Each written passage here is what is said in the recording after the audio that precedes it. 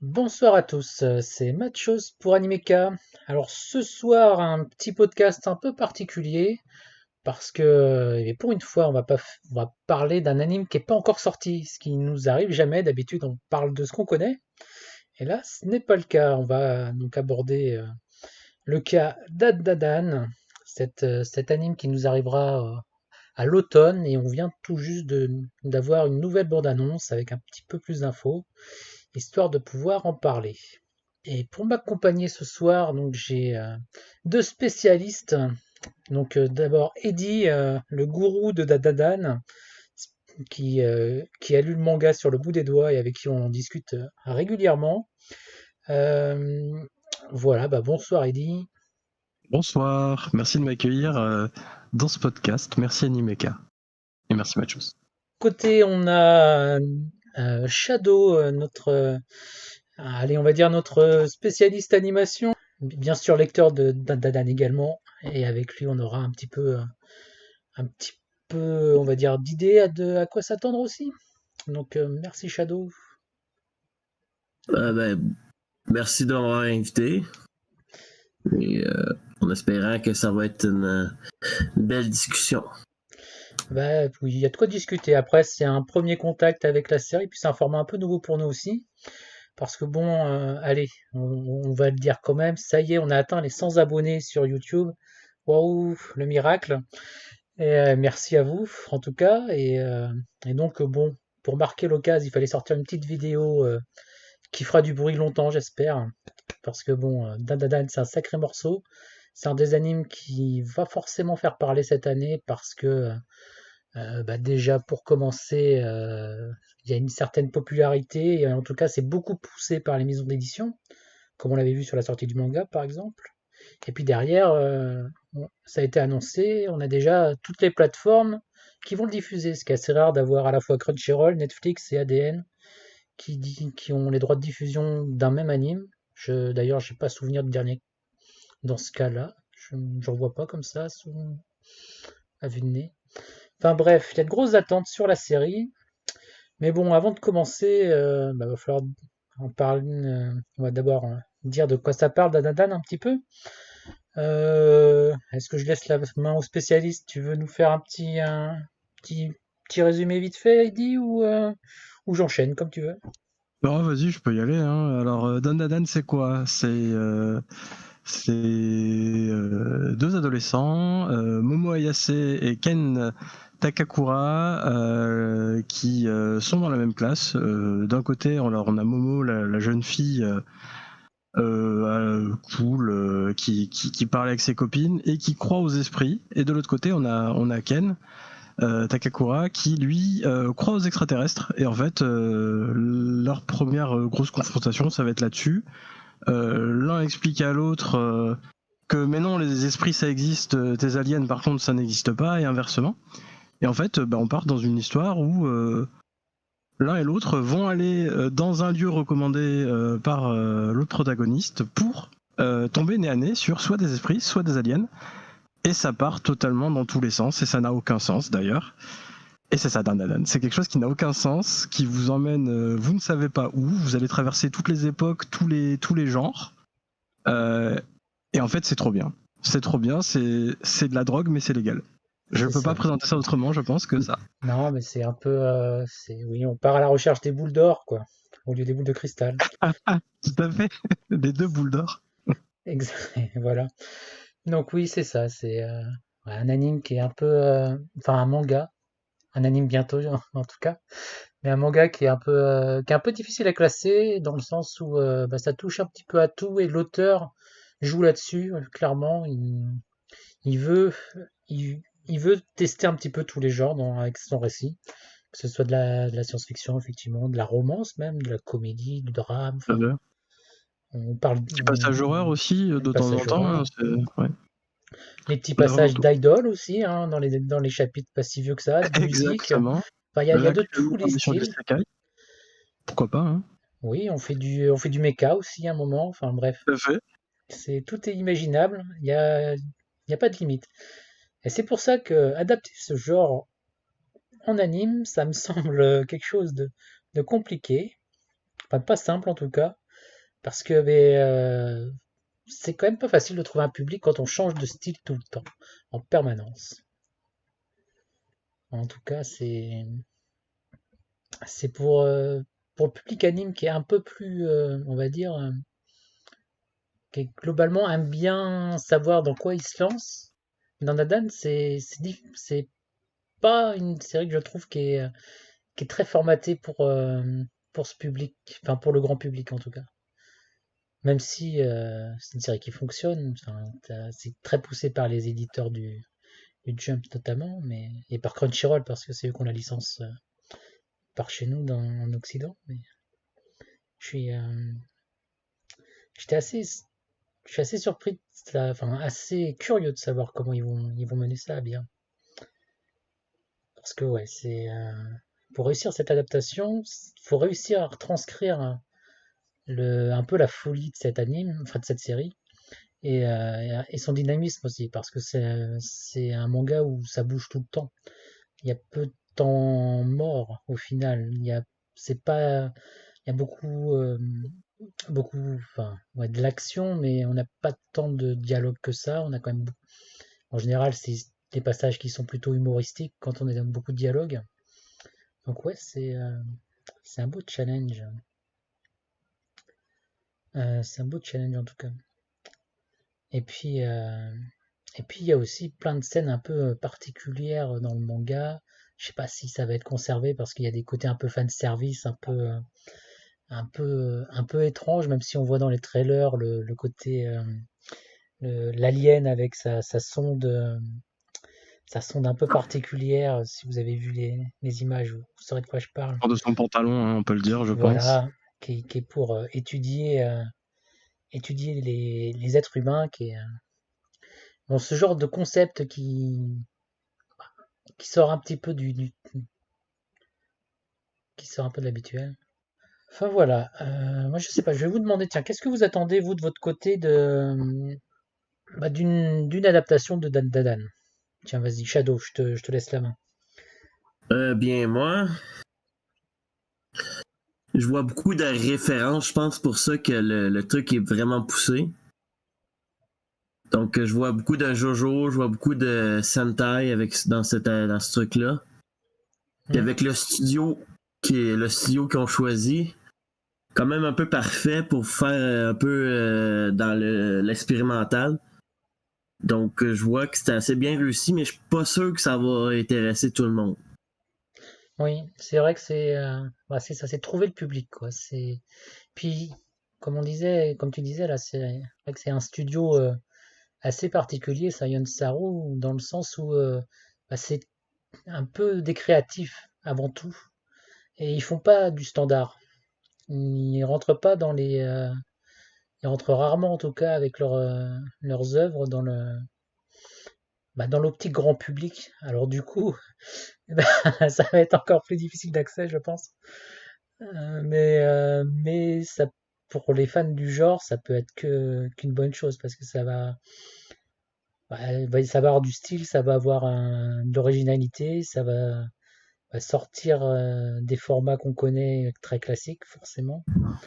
Moi, c'est ce que j'attends d'une adaptation de Danada. Je veux pas un truc qui me mette, qui me fasse du case par case avec les belles planches stylées. Je veux voir du mouvement, je veux voir quelque chose de dynamique, quoi, quelque chose bah, qui reflète un peu la folie. Parce que sinon, bon, ce qui fait quand même la force du manga, c'est beau, ces belles planches, ces beaux découpages.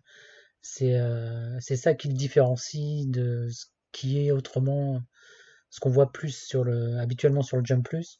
C'est ce côté-là, ce côté dessin très minutieux, détaillé. Et ça, c'est toujours difficile à adapter en anime, ce côté dessin. Et ouais, donc j'attends un peu de folie. Et puis voilà, pour moi, c'est ça, c'est pour moi. Ça va être question aussi des doubleurs aussi vont Ouais, jouer un grand rôle. clairement. En espérant qu'il y en ait qui sont pas trop énervants.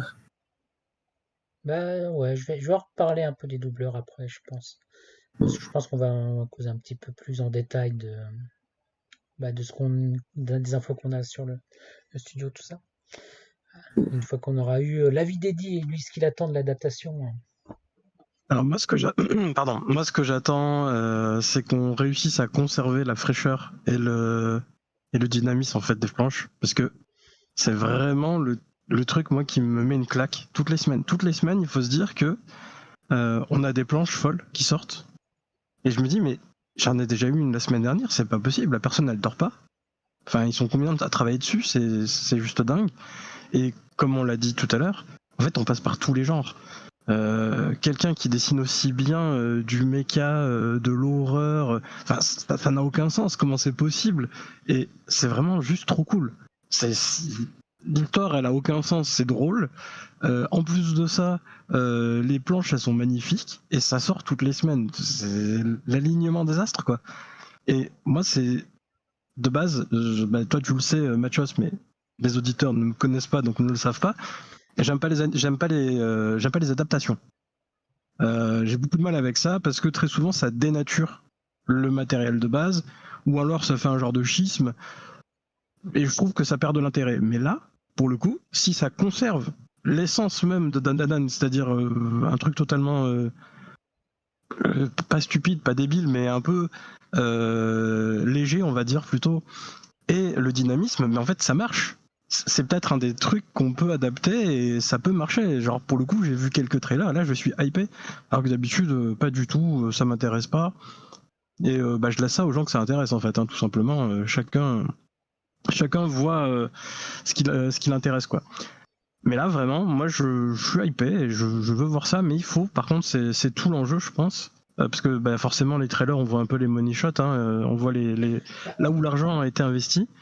Mais je me dis que s'ils réussissent à faire une saison pas trop longue, que le budget il est bien utilisé, il n'y a pas de raison en fait. Il n'y a pas de raison. Et comme tu l'as dit, vu que Netflix, ADN et Crunchyroll sont sur le coup, il doit y avoir de l'argent. Franchement, je pense qu'il y a moyen d'avoir des saisons et des saisons de Dadadan et surtout un animé de qualité quoi. Et je l'espère en tout cas. Alors après, c'est là où on va parler un petit peu du studio parce que euh, ce qui est un peu particulier avec Saiyan Saru, c'est ils font peu de séries, c'est-à-dire qu'ils travaillent, ils en font peut-être une par an, quelque chose comme ça. C'est pas un gros studio, c'est vraiment une petite unité qui a un style très à lui, très coloré, plutôt dynamique dans l'animation. Mais par exemple, contrairement aux standards qui se font actuellement, où tu as de l'animation avec des effets en 3D dans tous les sens, et ce genre de choses, eux, ils travaillent vraiment plus à l'ancienne. C'est-à-dire plus, on le voit très bien d'ailleurs dans les trailers, c'est, c'est vraiment de l'animation 2D. Et, euh, et c'est pour ça que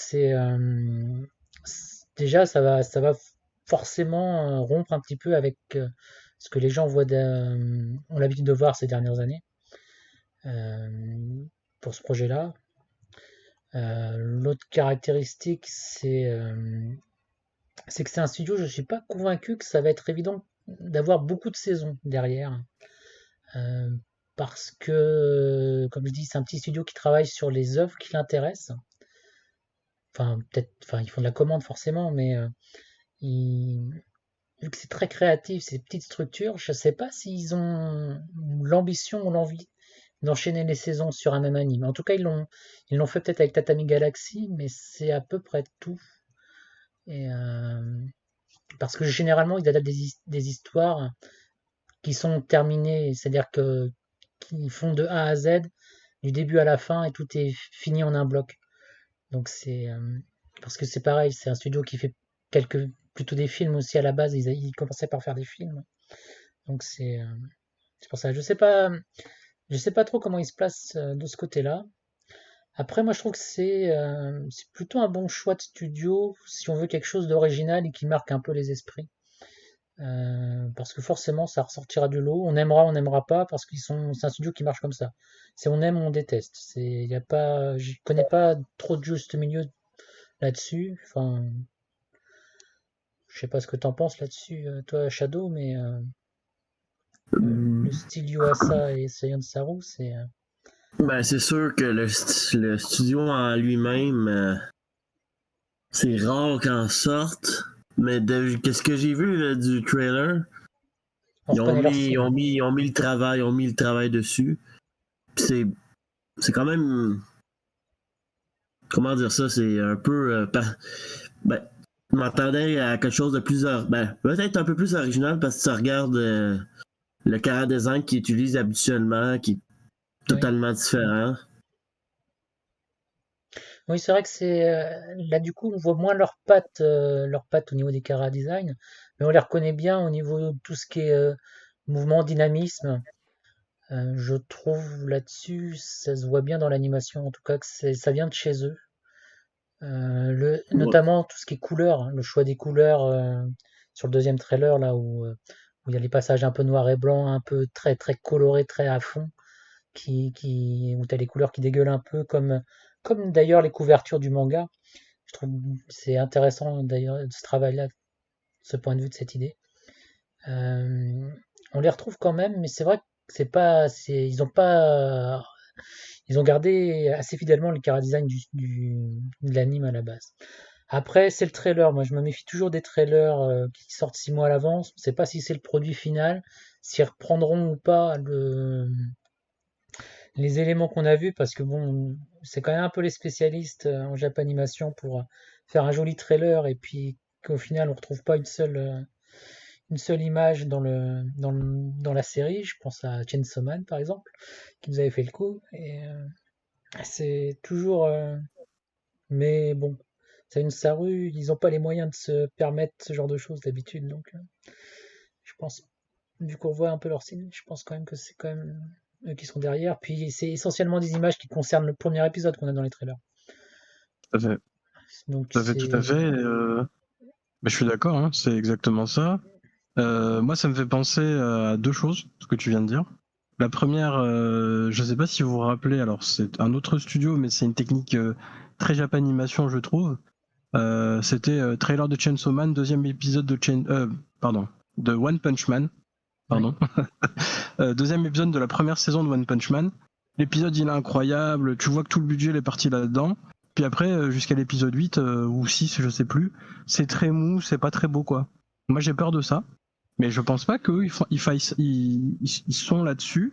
Par contre, je vais prendre un autre anime qu'ils ont fait, qui est aussi une adaptation.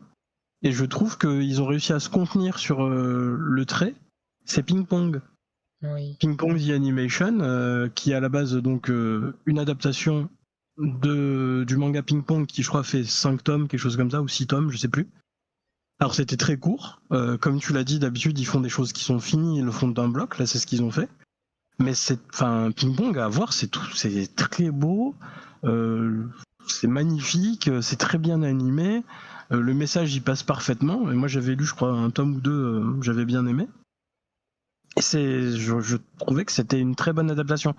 Et je pense que c'est là l'enjeu en fait. Est-ce qu'ils sont capables de se dire, oh, on réenchaîne sur une saison 2, une saison 3 et ainsi de suite? Ou est-ce qu'ils se disent, ah non, ça nous intéresse pas, on vous a fait X épisodes, c'était cool, salut. C'est un peu la crainte que j'ai, quoi. Bah ça, on peut pas le deviner. Mais en tout cas, c'est quand même un studio qui prend. La qualité, elle change jamais vraiment dans leurs œuvres du début à la fin. Enfin, au niveau animation, j'ai pas souvenir, parce que ce soit Isoken, que ce soit Monogatari, Devilman, tout ça, il y a toujours une constance dans leurs animations, Ping Pong aussi, hein, évidemment. Même si des fois, il y a des passages où ils vont y mettre plus de plus d'efforts, clairement, sur les gros passages, mais j'ai jamais vu de baisse véritablement, à moins que tu aies une idée comme ça en tête de ton côté, toi, Shadow, mais je pense pas, hein. De ce que j'ai vu, Pour moi, c'est un studio sont qui est toujours assez solide. égales dans leur travail. Ouais. Je vois pas de problème, là. C'est le genre de studio qui pourrait très bien faire ce genre d'anime-là. Il y en a Ouais, pas beaucoup. puis ça fait un petit moment qu'ils ont pas ressorti quelque chose, donc c'est-à-dire que ça fait un petit moment qu'ils travaillent là-dessus aussi, quoi. Ouais, Ils avaient pas ça fait. c'est bien. Ça. C'est Si, pas ils ont fait eux. Scott Oui, Pilgrim. voilà, c'est ça. J'allais dire, ils ont fait un truc Si, totalement, si, alors effectivement. différent de d'habitude. Ils ont fait un truc pour Netflix, il me semble, mais c'est ce que tu disais plus tôt. Ouais. Il y a des Ah, c'était commandes, la il faut commande. vivre, faut faire des trucs, quoi. C'est un peu Ouais. ça, hein. Mais Scott Pilgrim, je l'ai pas vu malheureusement. Euh, je- je pensais le voir, mais en tout cas les retours étaient bons sur Scott Oui, Pilgrim. oui, ça a l'air d'avoir plu. Mais bon, on verra. Après, bon, moi ce qui me plaît bien dans le trailer aussi, c'est la musique. J'aime beaucoup le compositeur à la base, Kensuke Ushio, qu'on voit depuis quelque temps. Là, on reconnaît un peu, on reconnaît vraiment son style, lui qui avait fait aussi sur Devilman, qui avait une super BO, enfin, que j'avais beaucoup apprécié et qu'on retrouve régulièrement d'ailleurs sur les gros titres. Hein. C'était lui dans Chainsaw Man, c'était lui sur Heavenly Delusion. Enfin bref, un des compositeurs en vue du moment dans la Japanimation et bon, pour mettre la patate, il est assez fort quoi. C'est un peu son truc et ça c'est plutôt bon signe de mon côté, surtout qu'il a l'habitude de travailler avec le studio Sanisaro, donc bah, ça veut dire qu'ils sont capables de partager une même vision et d'aller dans le même sens pour une adaptation. Ça, c'est plutôt très positif, de mon point de vue.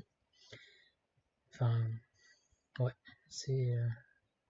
Point de vue partagé ici. Hein. Il était déjà là sur Space Dandy, Ping Pong. Enfin bon, comme tu l'as dit, il a fait beaucoup de choses avec eux. Et à chaque fois, c'est vraiment des très bonnes OST. Donc, ouais. aucun doute là-dessus. C'est vraiment pas ça qui me fait peur. Donc là-dessus, ouais, je Non, moi, pense ça que va ce être sera une des de forces, la je bonne. pense. Enfin, Ouais. j'imagine que ça peut être qu'une des forces de niveau de l'adaptation, quoi. Après, la question, c'est un petit peu le réalisateur, parce que lui, c'est le réal, bah, c'est sa première série, où il est en charge de l'intégralité de la série. Après, c'est un animateur qui a été formé au studio, qui est là depuis le début sur ce studio. Donc, bah, il connaît la maison, il a les clés, il sait comment il travaille. Donc, bon, à la fois, ça peut être un peu. On peut se poser la question, mais bon, il est dans les murs quand même. Donc, je pense que ça me fait pas trop peur pour un début. Après, je le connais pas particulièrement sur son style, les épisodes qu'il avait pu diriger auparavant, etc. Je peux pas te dire s'il a un style bien particulier ou quelque chose. Tu vois. J'avoue là-dessus, j'ai pas la référence, mais bon, ça m'inquiète pas spécialement quand même. Un petit peu, mais Ah, j'ai du mal à croire qu'il est lâché comme ça. Il a déjà eu des épisodes à réaliser par le passé, j'imagine oui, quand oui, non, même. mais voilà, mais comme je dis, il bosse depuis longtemps sur le studio. Oui, Il était comme assistant directeur sur certains projets, donc c'est pas, il a dirigé certains épisodes. Enfin, il est ouais, il pas est pas lâché au milieu de parachuté, rien, quoi. quoi. Ouais, ouais. Mais il a pas 20 ans d'expérience dans l'industrie, quoi. Il doit avoir une dizaine d'années, un truc comme ça. Donc bah du coup, ça lui fait un beau projet pour démarrer, en tout cas. Ouais. Il a de quoi avoir envie de se donner, ça c'est sûr. Puis bon, ils ont quand même mis au script, ils ont mis quelqu'un qui est très très solide pour l'aider, qui est spécialisé dans tout ce qui est action, mec, comment c'était son nom, c'est Hiroki Seiko, je crois, qui était au script sur Chainsaw Man, Jujutsu Kaisen, l'attaque des Titans, Mob Psycho, enfin bref. Ah Euh, oui, d'accord, oui, que des il- animés qui bougent bien, quoi. Ouais, ouais, il sait mettre en valeur il sait mettre en valeur l'action. Après, Dan Dan Dan, c'est aussi beaucoup d'humour. Oui, tout à Et fait. c'est là aussi où on va arriver sur l'autre partie où il faut que ça arrive à bien bosser, c'est tout ce qui est doublage. Parce que souvent, c'est eux qui font beaucoup, c'est les doubleurs sur les scènes vraiment acting, humour. Et c'est là où on a besoin de personnes qui soient compétentes, quoi. Et bon, a priori, on, ils ont quand même, enfin, les premiers noms qu'on a sont quand même plutôt sérieux. Il y a juste pour Momo, on a une jeune doubleuse qui a quand même un petit peu de quelques rôles derrière elle, mais on l'a pas encore vu vraiment s'exprimer sur des personnages comme Momo, parce qu'elle fait beaucoup de personnages assez calmes. Et bon, moi, le seul rôle que je retiens un peu d'elle, c'était dans Licorice Recall, Takina, où bon, c'est un des deux personnages principaux où où là c'était un personnage qui râlait beaucoup, un peu comme Momo du coup, donc ça peut le faire, ça peut le faire. Mais je sais pas ce que ça peut donner sur elle. Bon, par contre, le reste du casting pour le moment, il est plutôt 3 étoiles quand même, des gens avec beaucoup d'expérience pour Okarun, enfin Ken. On a, on a comment Natsuki Anae notre Tanjiro de Demon Slayer notamment, ou pour Shadow plutôt Shinpei de Summertime Rendering. Ouais, ça c'est un des meilleurs, là. Ça, c'est. Il gagne souvent des prix, je pense, au Japon comme Seiyu, donc je pense pas que j'ai de problème. Il est capable d'en faire Ah, plusieurs il voix. peut tout faire. Bon, il a une grosse expérience, hein, c'est pas. Il en a fait comme tu dis, il est capable de tout faire. C'est. C'est la voix de la grand-mère que j'ai hâte d'entendre, par contre. Oui, ouais, clairement. Tout à fait. Je suis d'accord. On n'a pas encore, je crois, la personne Non, on l'a pas encore. qui fait la Mais mémé. elle est On a incroyable. juste la turbo mémé. Ouais, Mamie Turbo, qui est jouée par donc la doubleuse de Luffy dans One Piece, hein, et de Krillin Ça, dans c'est Dragon cool. Ball, accessoirement. Mais bon, bref, donc et on la reconnaît un peu quand même sur la comment, on reconnaît un peu de Luffy dans le trailer, je trouvais. C'était rigolo. Sur ce petit extrait où on la voit causer la Mamie Turbo. Mais ouais, et puis en face, elle va pouvoir donner la réplique à Zoro, qui, euh, qui est le doubleur, enfin le doubleur de Zoro qui est joué par. Je reprends tout, je fais les mots dans le bon sens. Donc Serpico, l'alien, là, qui est joué par le doubleur de Zoro, donc on va voir Zoro et Luffy dans le même anime. Ça, c'est pour, si c'est pas pour attirer les fans du Shonen Jump et sur le manga, je sais pas ce que c'est. À mon avis, au Japon, ça doit faire causer un petit peu, quand même. Chez nous, ça a peut-être moins d'importance. Mais bref, c'est des gens d'expérience et s'ils sont bien dirigés, il n'y a pas de raison que ça ressorte pas bien au niveau humour. Parce que bon, Luffy, il fait que ça, des blagues tout le temps. De temps en temps, il est Ah oui, sérieux, mais totalement. il y a des Totalement. habitudes là-dessus. Donc ouais, non. Je pense que les doublages, pour le moment, il n'y a pas grand-chose à redire. Mais enfin, en vrai, je vois pas tellement d'obstacles pour la série, hein. Pour le moment, il y a que des choses assez rassurantes, en tout cas, au vu des informations qu'on a. C'est juste de À savoir la... si. Vas-y, vas-y. Bah, oui, là, actuellement, la seule chose qu'il faut savoir, c'est est-ce que le public va accrocher, en fait?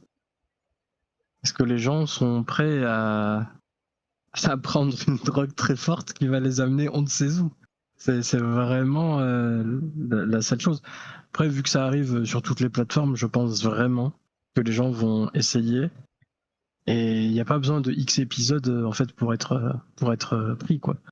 À mon Non, avis, puis dès le premier épisode, les gens vont se dire mais qu'est-ce que c'est que ça, quoi? Qu'est-ce qui vient de m'arriver? Il m'en faut vite, vite. Où est le dealer? non, puis c'est assez évident que Crunchyroll mettra les moyens derrière, parce que Crunchyroll a les droits du manga.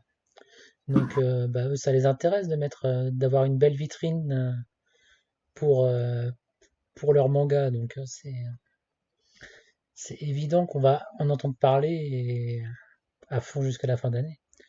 Et ça tombe bien parce que nous aussi, on va en parler à fond. Mais Et bon, oui. malheureusement, vous pensiez que ce serait la seule et unique vidéo. Oh là là, vous ne savez pas encore à quelle sauce on va vous manger. Euh, non, bah après, moi, enfin, que le public suive ou pas, c'est pas grave, hein. Tant que moi j'apprécie, ça me pose pas de problème. J'ai Bah, l'habitude de regarder des séries que personne aime, ça me va bien. Un peu comme Shadow, on aime bien les trucs un peu obscurs. De temps en temps, genre les Fire Hunter, là, que personne regarde, mais qui sont des petits trucs qu'on voit plus de nos temps. tu prêches un convaincu, mais le problème aujourd'hui, c'est que pour qu'il y ait une autre saison et une autre saison et une autre saison, il faut que les gens acceptent de jouer le jeu et de regarder ça. Mais en vrai, si on a déjà une très bonne saison, une première saison qui est très bien, moi ça m'ira, quoi. Et tout, j'aime différents mangas, dont Captain Tsubasa. On n'a jamais eu la totalité de l'adaptation en France, on n'a jamais réussi à dépasser certains arcs. Bon, j'ai accepté, j'ai fait la paix avec ça il y a longtemps, voilà, hein, c'est comme ça. Apprécions ce qu'on a. Non, mais comme je t'ai dit, va lire plutôt Awashi, ça fera du bien. Enfin, bref. Non, bah après dans les obstacles, bah, la question c'est vraiment le manga par moment a des passages assez, assez what the fuck, des scènes un peu bizarres, notamment la recherche des boules d'or. Enfin, c'est des trucs qui peuvent, pour un public qui passe pas toujours, quoi. Je vous en dis pas plus pour pas rentrer dans les détails, mais il y a des un côté un peu, enfin, ouais, graveleux, non, c'est peut-être pas le terme, mais ouais, un peu basique, on dira, qui qui est pas toujours du goût du public par chez nous, qui marche bien au Japon, ce genre d'humour, mais qui est peut-être pas forcément très très public international. Donc je sais pas comment ça va être traité, sachant que Sayon Saru, eux, s'il faut aller dans le crade, etc., ils y vont à fond, hein, ça les dérange pas, hein. C'est on a bien vu Devilman, pas de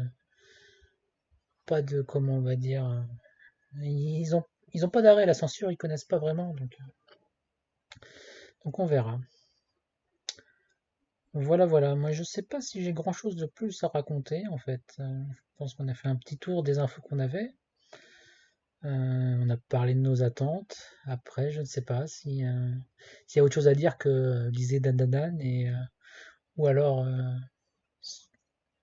pouvez tenter la chance avec l'anime. On ne sait jamais. Ça pourrait très bien se passer.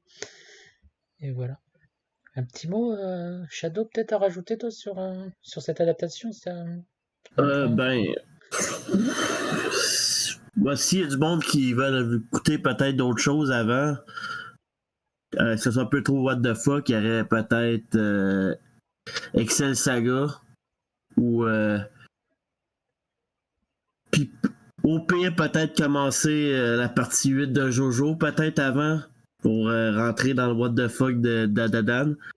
Oui. Mais de toute façon, Puis ça va. il y a jamais de mauvaise raison pour commencer Jojo, hein. Ah ouais, c'est ça. Mais c'est. Puis Excel Saga, c'est de l'humour what the fuck aussi, donc je pense que ça serait aussi parfait. Ouais, Sinon, juste un point que j'ai rajouté que j'ai pas rajouté tout à l'heure qui va me faire peur, c'est les expressions faciales de certains ah oui. personnages qu'on voit dans le manga, comment ils vont les adapter à l'écran. Ah oui, c'est vrai que ça joue beaucoup sur là-dessus, effectivement, quand je vois la tête de la mamie Turbo notamment. Euh, et puis Momo aussi est très expressive, hein. Les personnages sont très expressifs en vrai. Ouais.